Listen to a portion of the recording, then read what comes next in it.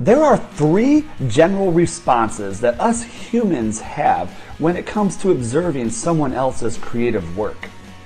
Such as music, art, paintings, literature, movies, whatever, you name it.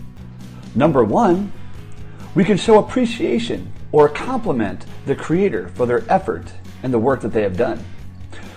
Number two, we could criticize or scoff at the work of the creator and suggest that perhaps we could do even a better job than they could. Or three, we can just not care. Maybe even walk away.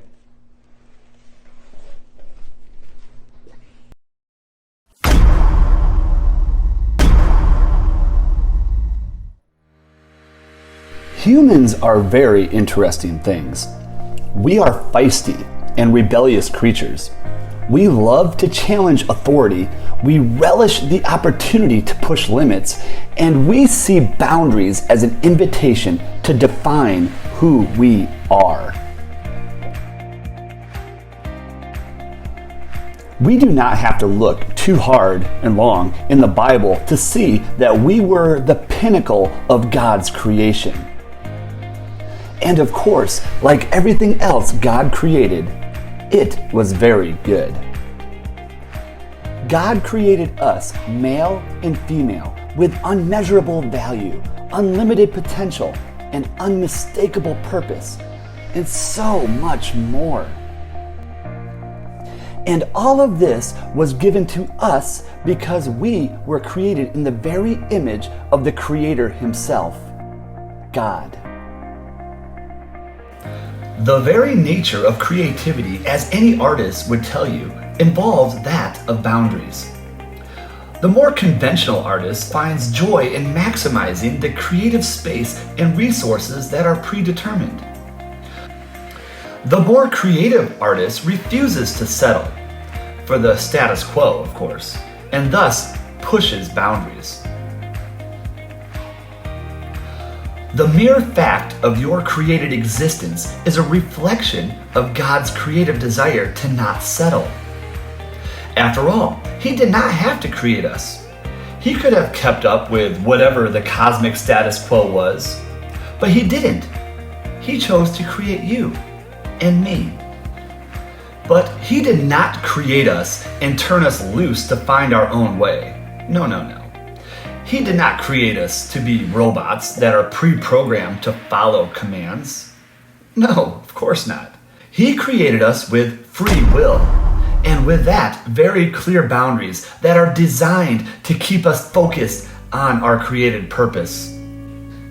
There is no doubt that our desire as humans to push boundaries stems from the very fact that we are created in the image of our Creator.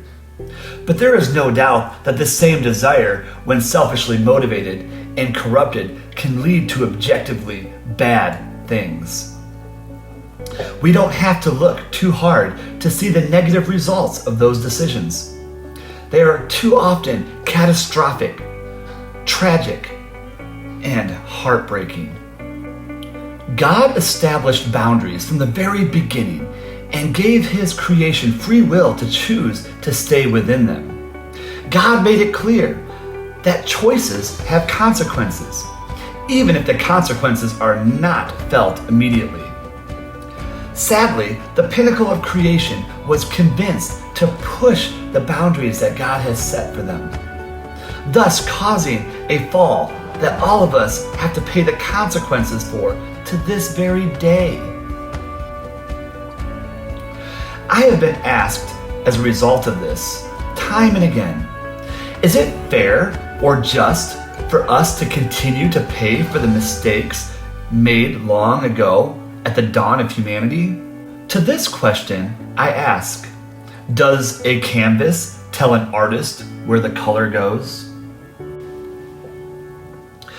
God created male and female in His image. He created them with a glorious purpose. He created us to experience incredible peace, love, joy, and freedom that only He can give. And this freedom is found solely within the boundaries He created for us. Wait, what? Did I hear that right? Did you just say that boundaries equals freedom? That doesn't even make sense. Everybody knows that rules, regulations, and restrictions, even walls, that doesn't add up to freedom. That's the dumbest thing I've ever heard. I mean, come on, everybody knows that. There's a reason why they teach it in the schools. I mean, next thing you're going to tell me is that 2 plus 2 always equals 4, and that somehow you're going to convince me that Santa Claus is not real. I mean, come on. Fake news. Fake news.